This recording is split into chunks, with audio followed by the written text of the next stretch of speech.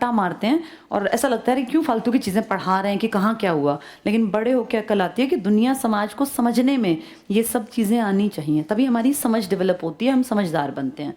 चलो अब देखो पेज नंबर 97 पर हमने बहुत सारी वर्ल्ड हिस्ट्री की बातें साथ साथ कर ली। पेज 97 पर आ जाओ। राष्ट्रीय आंदोलन का पहला चरण 20 साल का चरण है। हाँ बेटा, बेटा वो तो सारे देश लेते हैं। वर्ल्ड देखो, अपने देश में विकास करने के लिए दूसरे देश से पैसा लेना मदद के रूप में या संस्थाओं से पैसा लेना, दो बड़ी संस्थाएं आपकी धरती पर हम सब ने बना रखी हैं, एक वर्ल्ड बैंक और एक आईएमएफ। दोनों यूएनओ के अंडर है, मतलब यूएनओ सबसे बड़ी संस्था है ना, उसके अंडर काम करती है, उसके इंस्ट्रक्शंस को मानती हैं। इनमें फ़र्क क्या है? वर्ल्ड बैंक की एक अच्छाई है कि ये गरीब और अमीर में अंतर नहीं करता। जिसको पैसा उधार लेना हो वर्ल्ड बैंक से आराम से ले लो, बिल्कुल गरीब से गरीब देश भी वर्ल्ड बैंक से पैसा उधार ले सकता है। लेकिन आईएमएफ बड़ा चालाक है, इंटरनेशनल मॉनेटरी फंड, ये किसी भी देश की औकात देखता है पहले। ये पैसा कभी ऐसे देश में नहीं देगा जो कल को बाढ़ आने पे कह देगा मेरे यहाँ गरीबी आ गई जी, मैं नहीं दे पाऊंगा, मुझे माफ़ कर दो, मेरा ऋण माफ़ करो। ये कहता है भाई तुझे मैं पैसा दूंगा ही नहीं, तू कल को हाथ जोड़ के खड़ा होगा। ये सिर्फ और सिर्फ प्रॉफिट मेकिंग बिजनेस करता है और ये पैसा सिर्फ वहाँ देता है जहाँ से 100% पैसा वापस आएगा। ये हाँ बेटा, तो पाकिस्तान वापस कर देता होगा ना बेटा, एक जैसे पाकिस्तान ऐसे करता नहीं होगा ना ऐसी हरकत। अब हमारे सामने हमें लगता है कि वो ऐसा है, लेकिन सब चालाक हैं बेटा। जिसको ये पैसे देता है ना, वो एक बार चलो इसने पैसे दे दिए और देश उसके हमने मुझे माफ़ कर दो करेगा, तो फिर अगली बार थोड़ी ना देगा पैसे। इससे पैसे उधार लेने के लिए अपनी एक रैपो रखनी पड़ती है। जैसे तुम बैंकों को देखो, हमारे बैंक किसको लोन देते हैं? जिसके पीछे बैक होती है ना बैंक। हाँ, बैंक देखा नहीं पहले रिटर्न में लेते हैं कौन सी ज़मीन है तुम्हारी, उसकी पूरी तफ्तीश करते हैं। एक बिल्कुल रोड पे चलता भिखारी एसबीआई में कहे जाके मुझे 10 लाख का लोन दे दो, तो दे देगा बैंक? नहीं देगा ना। ऐसे ही हाँ, ऐसे ही आईएमएफ है। ये किसी गरीब राह चलते देश को जो जिसकी कोई आइडेंटिटी ना हो, जो कल को हाथ जोड़ के सबके सामने कहेगा जी मैं नहीं दे सकता, मैं कहाँ से लाऊं, मैं तो भूखा मरूंगा, ये पहले ही देख लेता है। हाँ, इसने जिसको पैसा दिया, अगर वो टाइम पे पैसा लौटाता है तो उसकी इज्जत इंटरनेशनल मार्केट में बढ़ जाती है कि भैया इसको आईएमएफ ने लोन दिया। लोन लेके वापस करना पड़ेगा अगर आपको अपनी इज्जत देश की बनाए रखनी है। वर्ल्ड बैंक क्या करता है, बेचारे अरे गरीब, चलो कोई बात नहीं, इनके यहाँ बाढ़ आ गई, चलो माफ़ कर दो, तो ये माफ़ी कर देता है। ये ऋण माफ़ करने वाला है। ज़्यादा अमाउंट देखना लोग वर्ल्ड बैंक से लेते हैं, आईएमएफ से एक लिमिट का अमाउंट लेंगे क्योंकि पता है कि वापस ज़रूर करना है ये। इसमें आपके किसान हाथ जोड़ें, चाहे आपके मजदूर हाथ जोड़ें, चाहे आपकी सरकार हाथ जोड़ के खड़ी हो, ये अपना पैसा वापस लेगा। तो ये है प्राइवेट संस्थान जो पैसा उधार देते हैं ना, देखा ना फलाना फाइनेंस से पैसा उधार लें, नहीं देते तो जाके कूटते हैं वो और पैसे निकाल लेते हैं। तो ऐसे ही ये है कि भैया मेरे पैसे तुम खा नहीं सकते हो, इसके पैसे लोग खा जाते हैं और ये पैसा दे भी देता है कि कोई बात नहीं। ये बेटा इंटरनेशनल लेवल पे बेइज्जती होती है, आगे नहीं बस बेइज्जती नहीं ना, बेइज्जती हो गई तो तुम्हें कल को कोई सामान भी तो नहीं देगा ना कि भैया व्यापार बंद कर देंगे। और इंटरनेशनल लेवल पे ना, जैसे सिर्फ घर में नहीं रहना होता ना बेटा, हम अपने घर से बाहर निकलते हैं ना रोज़। अब कोई सोचे कि मैं सारे गांव के पैसे उधार ले लूंगा और दरवाज़ा बंद करके बैठा रहूंगा, गांव चीखता रहेगा, ऐसा हो जाएगा क्या? बाहर निकलेगा, लोग उसको गालियां देंगे, मारेंगे, पीटेंगे ना। तो ऐसे इंटरनेशनल लेवल पे क्या होगा, हम पैसे लेके बैठ जाएं और फिर हम किसी के पैसे ना दें, तो तुम बाहर तो जाओगे ना, तुम्हारे पीएम बाहर नहीं जाएगा।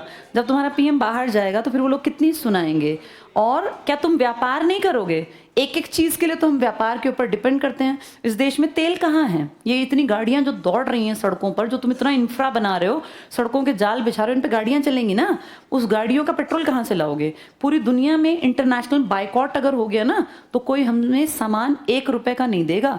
एक चीज़ होती है जिसे कहते हैं वर्ल्ड ट्रेड ऑर्गेनाइजेशन, WTO, पूरी दुनिया के ट्रेड पे इसकी नज़र है। WTO के बनाए नियमों से बाहर नहीं करता कोई भी कामकाज।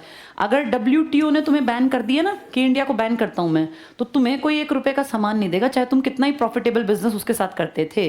तो इसके तो 1 सेकंड लगेगा कहने में, लेकिन तुम्हारी व्यवस्था बंद हो जाएगी। हम हर चीज़ के लिए डिपेंड हैं बेटा। इस देश में सुई भी बन रही है ना, तो उसके लिए भी हम कहीं ना कहीं से कुछ ना कुछ चीज़ें ला रहे हैं या ले जा रहे हैं। आप एक ओपन इकोनॉमी में रहते हैं, हमारा देश क्लोज्ड इकोनॉमी नहीं है। जैसे ये है ना कोरिया जो है ना, ये बंद वो है अर्थव्यवस्था इसकी। छुटकू सा देश है, कौन सा वाला कोरिया, उत्तरी कोरिया, ये जो किम जोंग का देश है, ये कुछ नहीं लेता बाहर से, ना ये देता, तो बेटा लोग ही मुट्ठी भर हैं। अब जिसके देश में इतनी करोड़ों की आबादी रहती है तो हमारी तो छोटी छोटी चीज़ें बाहर के ऊपर डिपेंड करती हैं।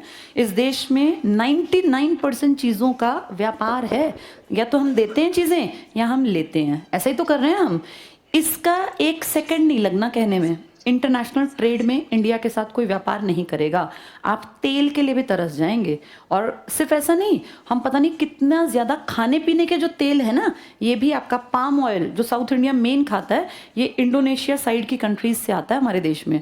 तो ये सोचो कि पूरा बिजनेस एकदम से सब कुछ गिर जाएगा, त्राही त्राही हो जाएगी। अगर इसने एक बार कह दिया तो किसी के पैसे लेके बेटा हम खा नहीं सकते, अपनी अच्छी नीयत रखनी पड़ेगी, इनके पैसे देने पड़ेंगे। ये तो अपनी उगाही कर लेंगे अगर नहीं दोगे तो, इसमें बेइज्जती कोई कराना नहीं चाहता, इसलिए बेटा पैसे वापस करते हैं।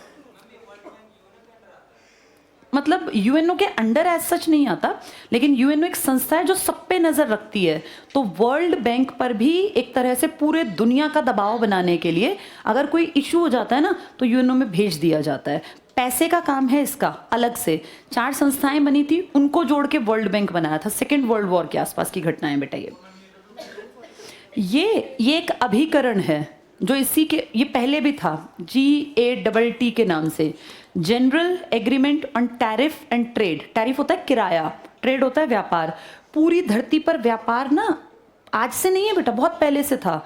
जैसे हड़प्पा के लोग भी तो व्यापार करते थे, वो भी तो जहाज नाव भर भर के ले जाते थे मेसोपोटामिया में। तो ये एक एग्रीमेंट हुआ था, पूरी दुनिया के देशों के बीच एक एग्रीमेंट हुआ, नाम रखा जनरल एग्रीमेंट। किस चीज़ पे? On tariff and trade. आगे जाके कहा कि ये ठीक नहीं है, इसका काम थोड़ा सा अच्छे लेवल पे ले आओ, और 1995 में GATT या गैट का नाम बदलकर क्या कर दिया गया था? World trade organization. आज पूरे वर्ल्ड की शायद 164, अब एग्जैक्टली मुझे नहीं याद, शायद 164 कंट्रीज इसकी मेंबर्स हैं। और जो देश WTO का मेंबर है उसको इसके बनाए नियमों को मानना पड़ेगा। ये ट्रेड से संबंधित नियम बनाता है, और WTO ने ही हमें कहा था 1991 में, जब ये USSR टूट रहा था ना, तो हमारे देश में बहुत बुरे हाल थे। हम ना बेटा एक बार ये NCERT में पहले लिखा था, तो वो लाइन्स ही हटा दी, जब हम पढ़ते थे तब लिखा था 1991 में 90 में इंडिया की हालत इतनी गंभीर थी कि ये एक लाइन लिखी थी कि भारत के पास कुल इतना विदेशी भंडार नहीं था कि एक हफ्ते तक हम अपने देश को चला पाते, एक हफ्ते तक। तो ये दिख रहा था कि देश डूबेगा, आर्थिक महामंदी का शिकार होगा, जैसा अमेरिका हुआ था। लेकिन उस टाइम पे जब हमने वर्ल्ड ट्रेड ऑर्गेनाइजेशन से बातचीत की, वर्ल्ड बैंक और इन सब से, तो उन्होंने कहा देखो, तुम अगर अपने तक सीमित रहोगे ना इस देश के अंदर, तो तुम आगे बढ़ोगे नहीं, तुम अपने देश के बॉर्डर ओपन कर दो। और उन्होंने एक पॉलिसी सजेस्ट की थी, LPG मतलब लिबरलाइजेशन, प्राइवेटाइजेशन, ग्लोबलाइजेशन। इस पॉलिसी के ऊपर आपने 1991 के बाद काम किया, और आपको सजेस्ट किया था ये WTO ने, वर्ल्ड ट्रेड ऑर्गेनाइजेशन ने, कि तुम्हें दुनिया के साथ ट्रेड करना पड़ेगा अगर तुम्हें आगे इस देश को बचाए रखना है। नहीं तो कूप मंडूक बने रहो, कुएं के मेंढक, उसमें उछलते रहो। एक दिन तुम्हारा ये पानी जो है ना, मेंढक जिस पानी में उछल रहा है, ये सड़ जाएगा, खराब हो जाएगा, क्योंकि तुम्हारे पास नया सोर्स नहीं है। 1991 में जब ये 3 शब्द आए, कुछ लोग इसको लिक्विफाइड पेट्रोलियम गैस समझते हैं, वो वाली नहीं है, ये व्यापार की है। तो इसका मतलब है लिबरल बनना, उदारवाद। P का मतलब है प्राइवेटाइजेशन, प्राइवेट चीज़ों को बढ़ाना, और इसका मतलब है ग्लोबल। लिबरल होता है उदार। जैसे हम लोग ना पहले बड़े रिजिड थे कुछ चीज़ों में। हम जब आज़ाद हुए ना, तो हमारी सरकार ने कहा भाई इंडियंस की फैक्ट्री लगवानी चाहिए, इंडिया में मैन्युफैक्चरिंग यूनिट होनी चाहिए, हर चीज़ अपने देश में बनाएं, जूते, चप्पल, कपड़े, कंघी, शीशा, बॉटल, जो भी चीज़ बने अपने देश में बने। तो इसलिए हम लोगों ने विदेशियों के साथ बाउंड्री बना दी, भाई हमारे देश में अगर तुम सामान लाओगे ना, तो हम तुम्हारे साथ व्यापार करेंगे, पर तुम्हारे सामान पे हम इतना टैक्स बढ़ा देंगे कि वो बिके ना बिके हमें नहीं पता। तो विदेशियों ने भी ज़्यादा नानुकुर नहीं की। 1947 में आज़ादी के बाद 1990 तक हमने सिर्फ और सिर्फ इंडियन लोगों को प्रमोट किया। हमने क्या किया उसमें? हमने इंडिया के लोगों को कहा कि भैया जो पैसे वाले तुम लोग हो, अपनी इंडस्ट्री लगाओ, यूनिट्स लगाओ, बनाओ अपने देश के पंखे, स्विच, पेन, कंघी, शीशा सब अपने खुद बनाओ, और हमने बनाए। उस टाइम पे हमारे देश में सिर्फ इंडियन सामान बिकता था। ये था कि भैया विदेशियों को एंट्री मत देना, विदेशी सामान की क्वालिटी अच्छी हुई तो हमारे लोगों के सामान बिकेंगे नहीं। हमने लगभग 50 साल निकाल दिए, 40-45 साल। फिर हमारे देश में गरीबी सी आने लगी, जनसंख्या बढ़ती गई, आपकी क्वालिटी उतनी अच्छी थी नहीं सामान की, तो हमने WTO को अप्रोच किया कि सर हम कैसे ट्रेड में आगे बढ़ें। तो इसने कहा देखो भैया मैं तुम्हें सजेस्ट करता हूँ अपनी इकोनॉमी को ओपन कर दो, ये जो बॉर्डर पे तुम लगाए बैठे हो ना कि यहाँ नहीं आओगे तुम सामान लेके हम टैक्स लगाएंगे, इसको हटाओ, लिबर्टी दो, आज़ादी दो, उदार बनो, आने दो अमेरिकी कंपनी को, तुम्हें क्या दिक्कत है। अगर अमेरिका तुम्हारे देश में लाके एक यूनिट खड़ी करता है उसमें कितना लेबर लगाएगा, वो तुम्हारे इंडिया का ही तो लेबर होगा, जहाज़ों में बैठा के लेबर को तसले और वो लेके थोड़ी ना चलेंगे, वो तो तुम्हारे ही तो होंगे। अच्छा वो यहाँ बिल्डिंग बना देगा व्यापार के लिए, तो तुम्हारे ही लोगों को तो सिक्योरिटी गार्ड लगाएगा, तुम्हारे ही यहाँ से सारा लेबर लगेगा, तो तुम्हें पैसा मिलेगा। ये बात हमें ठीक लगी कि हाँ यार अमेरिका अगर इंडिया में इन्वेस्ट करना चाहता है तो हम क्यों नहीं ओपन करते मार्केट को। अब ठीक है कंपटीशन बढ़ेगा हमारे साथ अमेरिका का, लेकिन ना से तो बढ़िया है हमने अपने दरवाजे खोल दिए। बेटा 1991 में ही आपके देश में ना ये कोल्ड ड्रिंक्स का एक जाल बिछा था पूरा, ये कॉफ़ी, चॉकलेट्स, कोल्ड ड्रिंक्स, ये आपके दादा दादी ने नहीं पिए ज़्यादा क्योंकि उस टाइम पे थी नहीं। जब हम लोग, मैं बहुत छोटी थी 8-9 साल की, मुझे ध्यान है ये सब पीना एक तरह स्टेटस सिंबल था। अब अकल आई कि ये सब फालतू की बातें थी, लेकिन ये ना जैसे कोक पीना, कोका कोला पीना, ये एक तरह का बच्चे को मोटिवेशन फैक्टर था कि अगर तुम्हारा नंबर अच्छा है तो एक कोक पीने को मिलेगी। तो हमें लगा कोक बड़ी अच्छी। क्या बेटा, ये तो ड्यू व्यू तो बाद में आई होंगी, हम लोगों के टाइम में तो बस 2 ही बॉटल्स मेन चलती थी, या तो कोक थी या कोका कोला मेन होती थी, और उसके ऐड भी ना ये सलमान खान, शाहरुख खान वगैरह टाइप के हीरोज करते थे क्योंकि तब 1-2 ही थी। तो आपने लिबर्टी दी विदेशियों को, आ जाओ जी हमारे देश में व्यापार कर लो। प्राइवेटाइजेशन क्या था, पहले सारी चीज़ें सरकारी थी, प्राइवेट कोई पैसा नहीं लगाता था। ये कहा प्राइवेट कंपनियों को आने दो ना, अगर वो क्वालिटी दे सकते हैं तो क्या दिक्कत है। प्राइवेटाइजेशन कर दिया, जैसे आज आप देख रहे हो जगह जगह देखा है अडानी गैस, जो ये CNG देखते हो, अडानी गैस आ गई हैं। रिलायंस का पेट्रोलियम पे अच्छी धाक है ही, पहले जामनगर की रिफाइनरी रिलायंस वालों की तो है। पहले ऐसे कोल पेट्रोल प्राइवेट नहीं हो सकते थे, ये सब सरकार के थे। तो प्राइवेटाइजेशन ने निजी स्वामित्व की कंपनियों को बढ़ावा दिया। आज बड़ी बड़ी चीज़ों में प्राइवेट वाले लोग घुस गए, पहले ऐसा था नहीं, पहले सब चीज़ें सरकार अपने हाथ में रखती थी कि भैया कोई गलत इस्तेमाल ना करे। प्राइवेटाइज करने से क्या हुआ, चीज़ों की क्वालिटी बेहतर हुई, क्योंकि प्राइवेट वाला आदमी ना विदेश जाता, देख के आता कि दुनिया में कौन से पाइप चल रहे हैं, कौन सी टैप अच्छी हैं। हमारे इंडिया में जो टैप बनती थी वो बहुत बकवास थी, वो विदेश में गया, उसने विदेश में कहीं होटल में स्टे किया, देखा ये क्वालिटी अच्छी है टैप की, ये वॉशरूम में जो शावर लगेगा ये बहुत अच्छा है। तो ये सब चीज़ें देख के आके उसने इंडिया में इनको धीरे धीरे करके फेमस शुरू किया, और देखते देखते प्राइवेट चीज़ें बेहतर लगने लगी। प्राइवेट वालों ने अच्छे स्विच बनाए, अच्छे पंखे बनाए, तो हमारी जो पुरानी चीज़ें थी ना जिसमें सरकार का हाथ था, वो धीरे धीरे कहीं ना कहीं कम फेमस हुई, प्राइवेट चीज़ें बढ़ी। ग्लोबलाइजेशन का मतलब था तुम इंडिया में ऐसे प्रोडक्ट तैयार करो जिसको दुनिया इस्तेमाल करे। अब हम उतने बढ़िया प्रोडक्ट नहीं बना पाए, आज भी नहीं बना पा रहे, लेकिन नेचर हमारे साथ है, और नेचर ने कुछ ऐसी चीज़ें हमें मुफ्त में दे रखी हैं जो विदेशियों को नहीं दे रखी। जैसे इंडिया के केरला का, कर्नाटका का काजू, जो काजू है ना, और जो गरम मसाले हैं, काली मिर्च वगैरह, या हमारे गोवा के आसपास के जो आम हैं, वो इतनी अच्छी क्वालिटी के हैं कि पूरी दुनिया कितने ही हाइब्रिड अपने बीज बना ले, कितना ही कुछ कर लें कृषि वैज्ञानिक, लेकिन हमारे साथ उनका कंपैरिजन नहीं है। जो ये आम आप लोग खाते हो ना, मैं खाती हूँ, हम लोग खाते हैं, ये घटिया क्वालिटी के आम है बेटा, इंडिया में जो बाहर नहीं भेजते। जो सबसे बेस्ट आम है ना वो तो अमेरिका जाता है। अमेरिका के लोगों में इतनी डिमांड है, यूरोप में इतनी डिमांड है आपके आम की कि वो इसको 1000 रुपये किलो भी खरीद के सोचते हैं कि बहुत बढ़िया सस्ता मिल गया। अब यहाँ से वहाँ डॉलर्स बहुत ज़्यादा, तो विदेशी मुद्रा कमाने का तरीका है।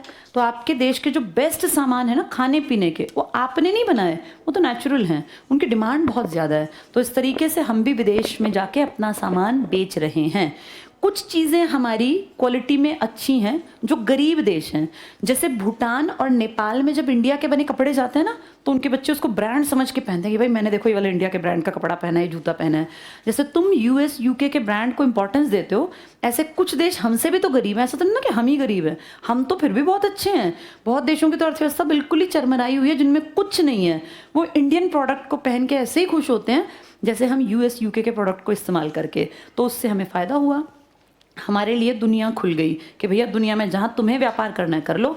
तुम्हारे देश की गाड़ियाँ हमारे देश में उतनी न बिकें, जैसे हमारे देश में खैर सबसे बड़ा काम धाम इस मारुति का है, लेकिन जो हमसे गरीब देश हैं वहाँ तो मारुति ऐसे देखी जाती है जैसे तुम्हारे देश में मर्सिडीज़ देखी जाती है कि भैया मारुति की गाड़ी है, तो मारुति अपने प्लांट से बाहर भेज रही है सामान। ऐसे बहुत सारे देश हैं जिनके लिए हम भी एक सपना है कि इंडिया जैसा होना चाहिए, तो इसलिए ग्लोबलाइजेशन का हमें फ़ायदा मिला, हम पैसा कमा रहे हैं।